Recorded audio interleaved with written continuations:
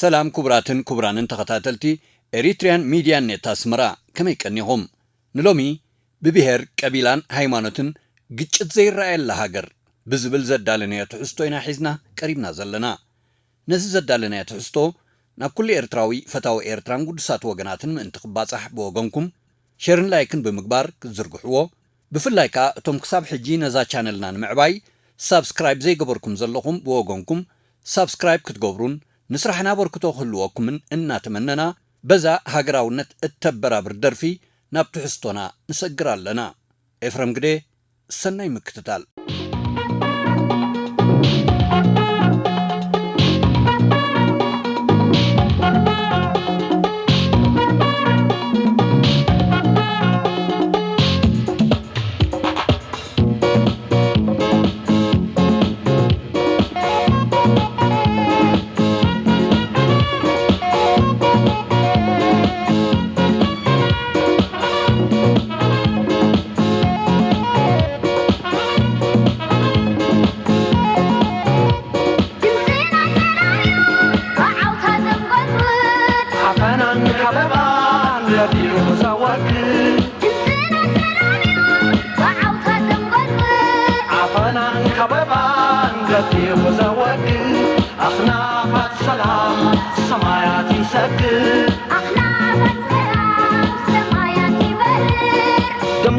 سلاميو بعوتا زنقود قد عفنان كبابان كدي خرسا وقد دمسنا سلاميو بعوتا زنقود قد عفنان كبابان كدي خرسا وقد سلام مقاتا ككم حبرو خوحي جدد معكال سرسيو ما يتعلوا وتروز زنب لعلي كرامات حلفا صري سلام عبدنا تجاوبوا هاي مسلمنا عمال نتعنا يسافر مزمور سلام نزمر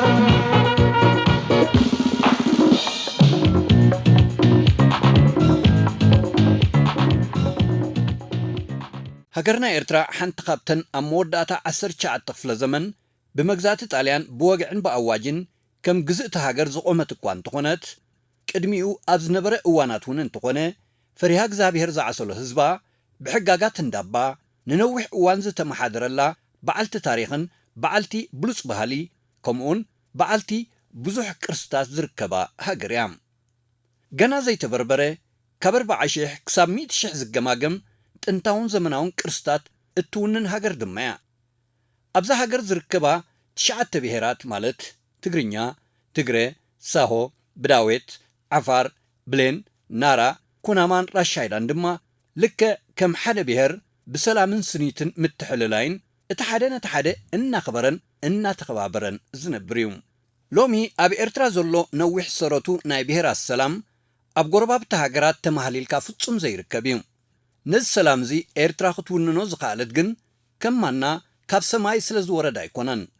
انتايدا هزبان مريحنتان ننوح عمتا سلز سرحلون أبدومم كم زقاتو بمقبار مسواتن نخفولو سلز حلوون زمتسان استرخبانيوم بانصار زغن أبوزحات هاجرات أفريقيا كابون أبو دما أبكرنا أفريقيا بفلاي أبكم سودان صومال إثيوبيا دبوب سودان كينيا وزته ناي قبيلاتات متفنانن متونوخاتن لمود توريوم أب إرتراغن نورن كم تابو زرقنيو بفلاي أب غربيتنا إثيوبيا بسنكتز تسنابته شفرا ويانا زقتو فلالاين عينخا منقوارن جناي حدقي لومي أب قلب بهيرات إثيوبيا بجملة حد مكتتال ناي بهيرات يرأيوم إذا شفرازي أب كللات أورومو أمحارا غامبيلا عفار صومال ولاون أبتا مدبر بيت صحفة حبرة أفريقان كالوت عالم لخود دباتن زخونت كتما عديس أبابا خيطرفة زرق ناي بهيرات مسحابن مكتتالن في التسامتات أبزي عسران حادن كفل زمن التصبية طريقية كونن كمز فلت هاجر إثيوبيا أب عسران شوعاتن عمتات زمن السلطان حادة مريحنت ترى بهيرنايو إلو زنقله تسبيب قجلة شفرا مالليت ولا تفق بزبل جنكا زيو قارص انداوي قبيلاوي ሃይማኖታዊ ዓሌታውን ክልላውን ግጭታት እናተቐልወት ዝመጸት ሃገር እያ ኣብ 2018 ዓመተ ምህረት ነዚ ተርኢዮታት እዚ ንምውጋድን ህዝቢ ኢትዮጵያ ምእንቲ ክቐስን ዝተወስደን ዝተበገሰን ናይ ዕረያ መስርሕ ንምኹላፍ ኣብዚ ዝሓለፈ 2 ዓመታት ዝተኻየደ ናይ ውክልና ኩናት ከይኣክል ድማ በዚ ተረኛ ጉጅለዚ ደይመደይ ኢልካ ኣብ መንጎ ኣሕዋት ህዝብታት ዝተኾስኮሰ ጽልእን ምትፍናንን በብኹርንዑ እናነተጎ ዘሕዝን መቕዘፍትን ሰብኣዊ ቅልውላውን ከስዕብ ይረአሎም ወለጋ ኣብ ዝተባሃለ ከባቢና ኢትዮጵያ ቅድሚ ቁርብ ግዜ ኣማኢስ ሰባት ብሰንኪዚ ናይ ብሔር ምትህንኳት ካሃልቁ ምርኣይ ሓደ ኣብነት ካብቲ ዘስደምም ተርኢዮታት ናይ ዝሃገር እዩ ኣብ ዝቐረበ እዋን ከዓ ክረአ ዝቐነ ኣብ ኦርቶዶክሳዊት ቤተ ክርስቲያን ኢትዮጵያ ምክፍፋልን ምስኡ ዝተሓሓዝ ጉዳያትን ካልእን ብዝተሓሓዝ ሞት ከም ንቡር ክረአ ቀኒዩ ኣብ ክልል ኦሮምያ ኣብ ዘሎ ኣብ መንጎ ተወለድቲ ኦሮሞን ኣምሓራን ቀደም ዘይነበረ ምትህንኳት ሎሚ ከም ንቡር ኮይኑ ሰብ ብጎዞምን ፋስን ተጨፍጭፎምን ክንዲ ዝሞይቶምን ሰንኪሎምን ዝብል ወረ ተራ ዜና ኮይኑሎም እዚ ኩሉ ሎሚ ኣብ ኢትዮጵያ ዝረአ ዘሎ ናይ ሃይማኖት ቀቢላን ብሔርን ሕድሕድ ምትህንኳት ቀደም ዘይነበረን ጭፍራ ወያነ ኣብ ናይ 27 ዓመታት ስልጣኑ ንኢትዮጵያ ምእንቲ ብሰጥለበጥ ክገዝእ ኣብ መንጎ ብሔራታን ቀቢላታታን ዝዘርኦ እሾኽ እዩ እንሆ ድማ ሕጂ እቲ ዝተዘርአ እሾኽ ብዘይጠቅም ጉዳያት ክዕጸድን ክሕፈስን ንሪኦ ኣለና እዚ ግናይን ተንኮለኛን ቀታልን ፖሊሲ ናይቲ ዝተደምሰሰ ጭፍራ ካብ ስሩ ኩምሖ እንተኾይኑ ግን ከምቲ ንምትካሉ ጭፍራ ወያነ ብዙሕ ዝፀዓረሉ ንኽእለኻ መንግስትን ህዝብን ኢትዮጵያ ብዙሕ ስራሕ ይጽበዮም ከም ዘሎ ርዱእ እዩ እዚ ኣብ ኢትዮጵያ ሕጂ ዝረአ ዘሎ ምትህንኳት ንኸይመጽእ ህዝባዊ ግንባር ኣቐዲሙ ንጭፍራ ወያነ ኣብ ግዜ ብረታዊ ቃልሲ ኣሚትሉ ነይሩ እዩ እቲ ጭፍራ እቲ ኣመት ናይ ህዝባዊ ግንባር እኳ እንተፈለጦ ነቲ ምኽሪ ክቕበሎ ይደሊ ነበረን ምኽንያቱ ኣብ ከርሱን ርእሱን ንኢትዮጵያ ክገዝኣ እንተኾይኑ እቲ ህዝባዊ ግንባር ዝለገሰሉ ምኽሪ ብግልባጡ ክትግብሮ እዩ ዝሓስብ ነይሩ ጥራሕ ዝገበርካ ጌርካ ተሓንጊርካ ኣብ ኩረሻ ስልጣን ብጻሕ እምበር ብድሕሪዩስ ከመይ ገይረ ንህዝቢ ኢትዮጵያ ይኸፋፍሎ ብምባል ውጡን እዩ ዘዋድድ ነይሩ ህዝባዊ ግንባር ከምዚ ሕጂ ኣብ ኢትዮጵያ ዝረአ ዘሎ ሕንፍሽፍሽ ናይ ብሔራትን ሃይማኖታትን ቀቢላታትን ንኸይመጽእ ነቲ ንዝሓለፈ 27 ዓመታት ንኢትዮጵያ ንብሔራት ንቁልቁል ብምትፍናን ንዝመርሐ ጉጅለ ጭፍራ ማለሊት ኣብ ስልጣን ቅድሚ ምምጽኡ ማለት ቅድሚ 37-38 ዓመታት ኣብ እዋን ቃልስን ናጽነት ኣብ ጥሪ 1985 ዘውፅኦ ናይ ፖሊሲ መግለጺ ነዚ ሕጂ ኢትዮጵያውያን ገጢምዎም ዘሎ ጸገም ኮሎ ገና ብንጹር ኣፍ ኢሙሎም ነይሩ ህዝባዊ ግንባር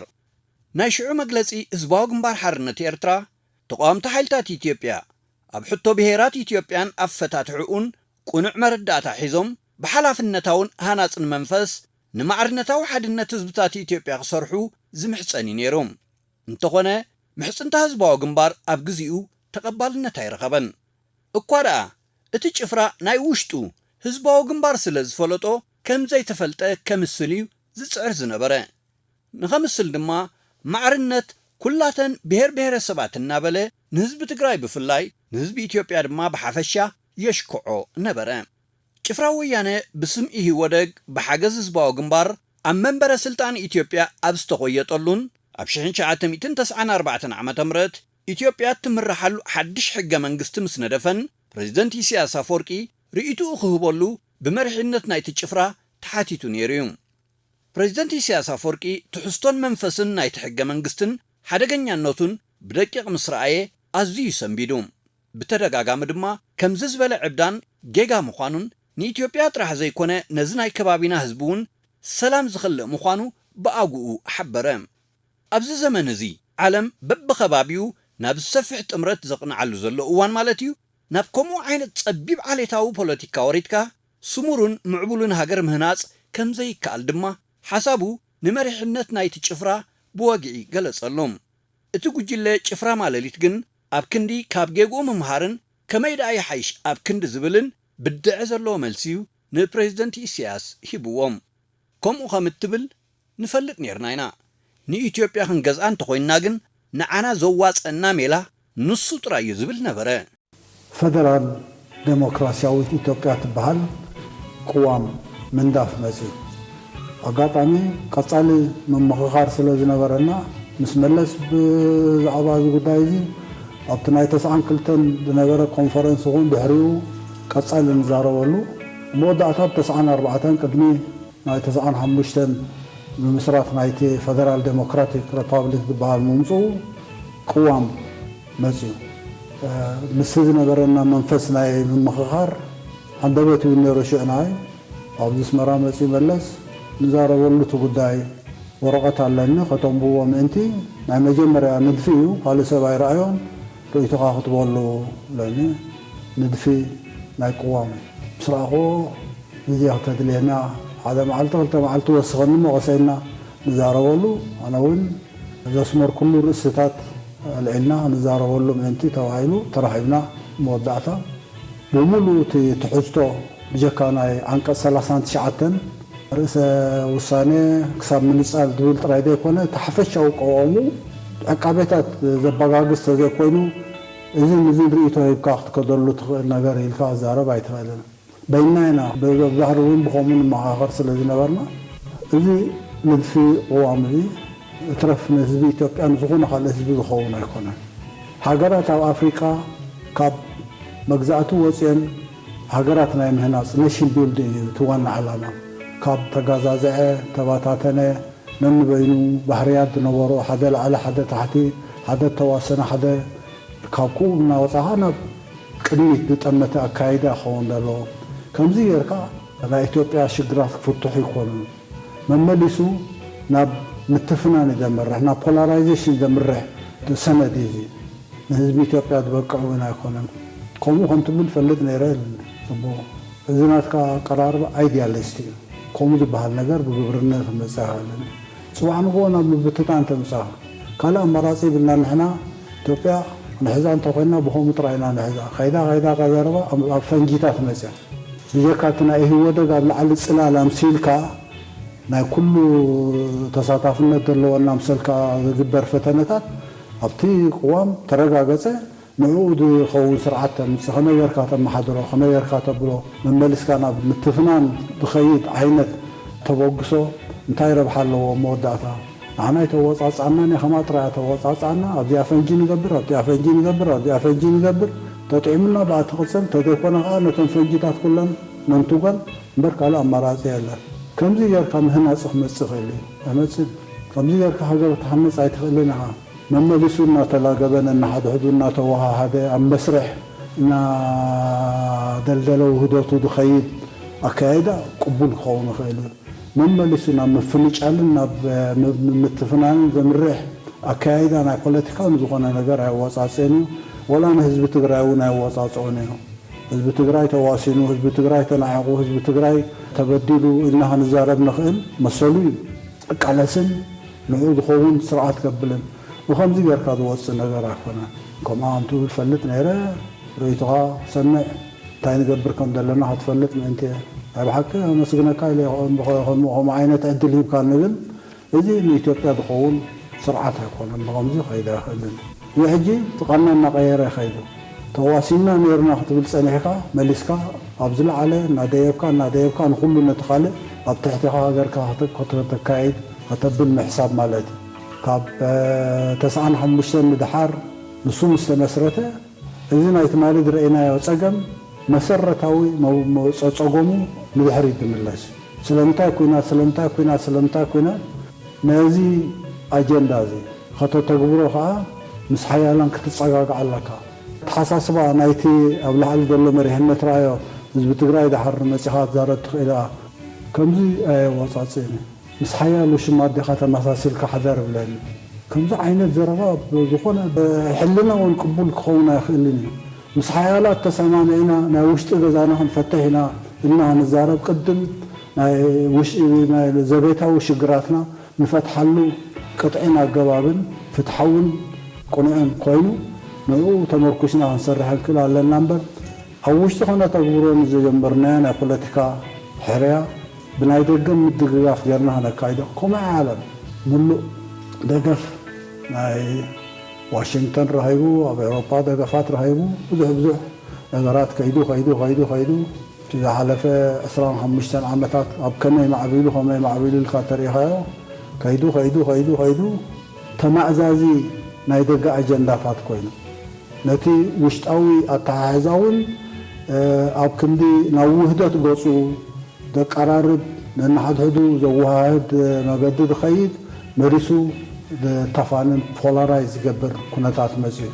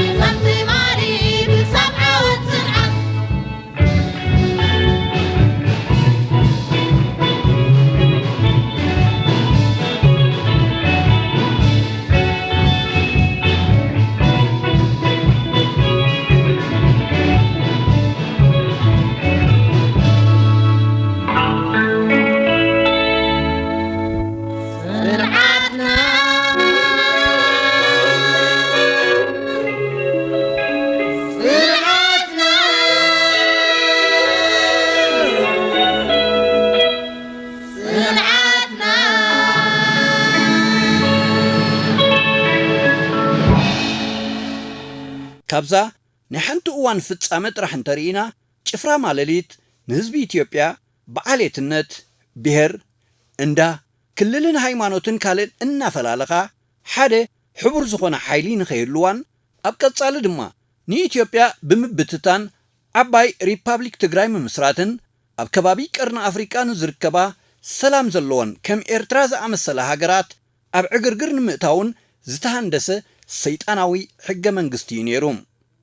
ንሓደ ክፋል ሕብረተሰብ ዘብዐኛን ተኻላኻልን ረብሓታትካ ብምግባር ነቲ ካልእ ምህማሽ ኣብ ብዙሓት ብሉያት ስርዓታት ዝነበረ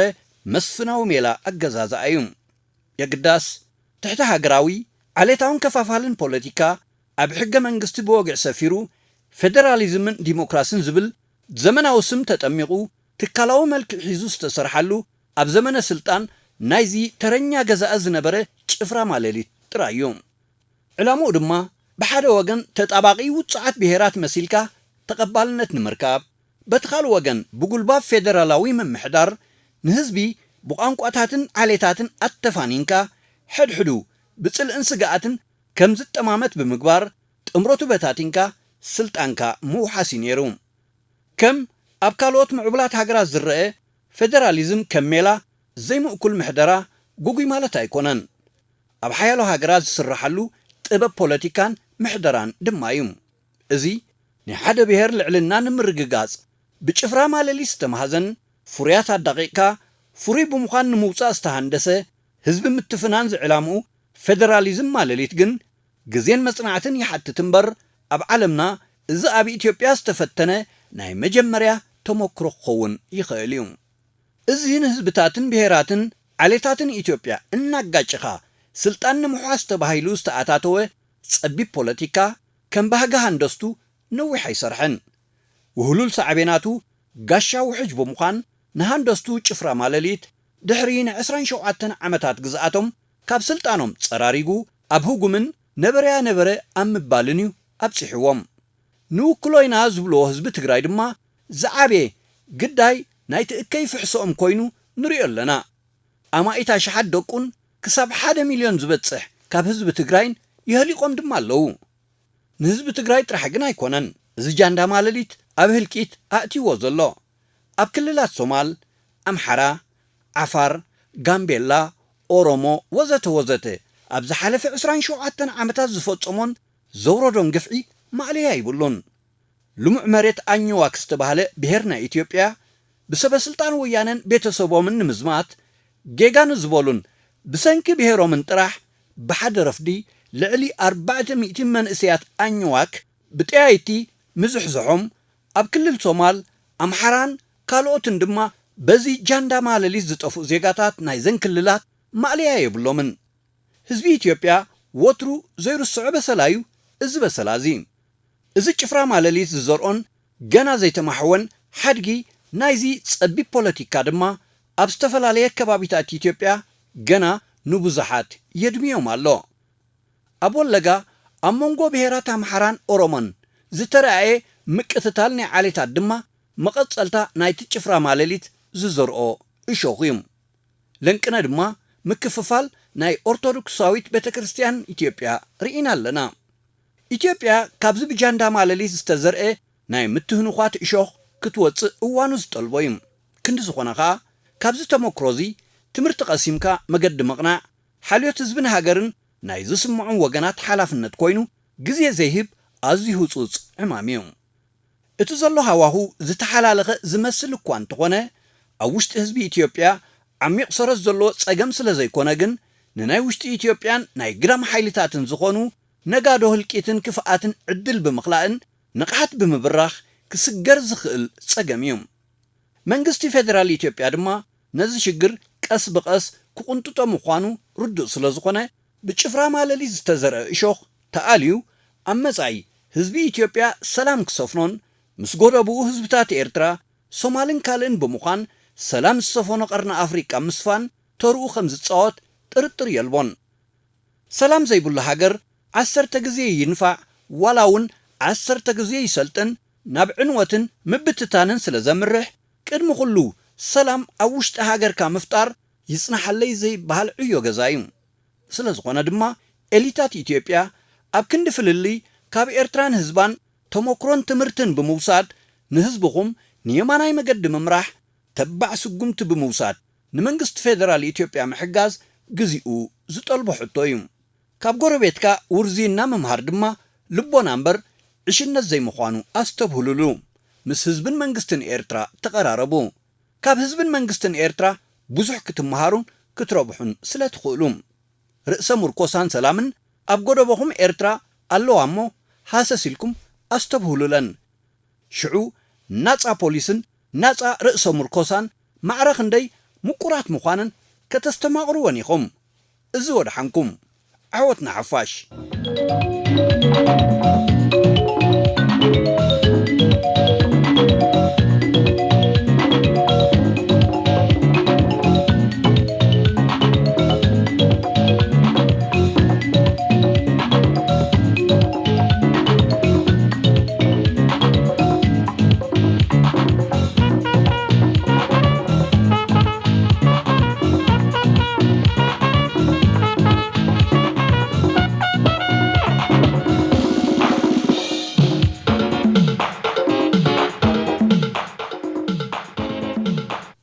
ክቡራንን ተኸታተልቲ ኤሪትሪያን ሚድያ ኔት ኣስመራ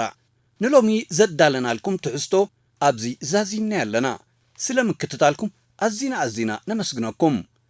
ከምቲ ኩሉ ግዜ እንብሎ ንሕጂውን ንምዝኻር ንትሕዝቶና ሼርን ላይክን ክትገብርዎ ኣውራ ድማ እቶም ነዛ ቻነልና ሳብስክራይብ ዘይገበርኩማ ዘለኹም ሳብስክራይብ ብምግባር ክትተሓባበሩና ንላቦም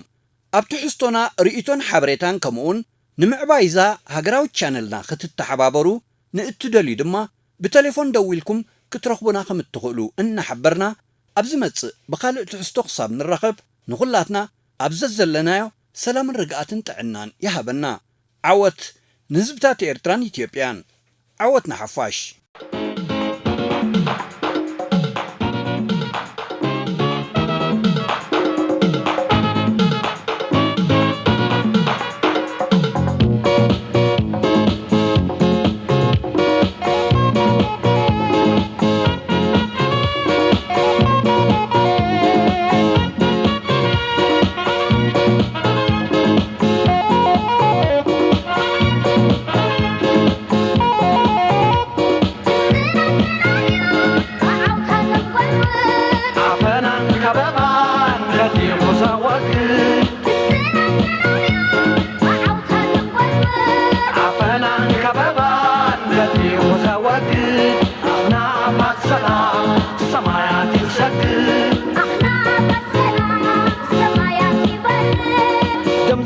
سلاميو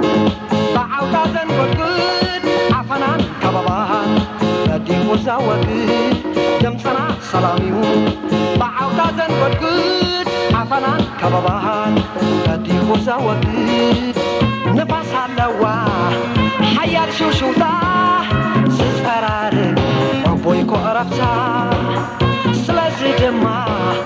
يواب كلو أبحب السلام سلقلق زخلو سلام أبلبنا تجاويعو هاي مسلمنا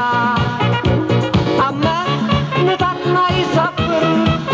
مزمور سلام نزمر سلام أبلبنا تجاويعو هاي مسلمنا